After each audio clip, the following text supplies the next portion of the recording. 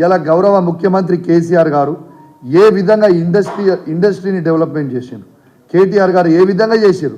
ఇలా 24 గంటల పవర్ ఇస్తే ఏ ఒక్క రోజు కూడా ఇండస్ట్రీ డిపార్ట్మెంట్కి పవర్ హాలిడే అని లేదు. ఈ మూడు షిఫ్ట్లు నడుస్తూ ఉన్నాయి. జనరేటర్లు మర్చిపోయారు.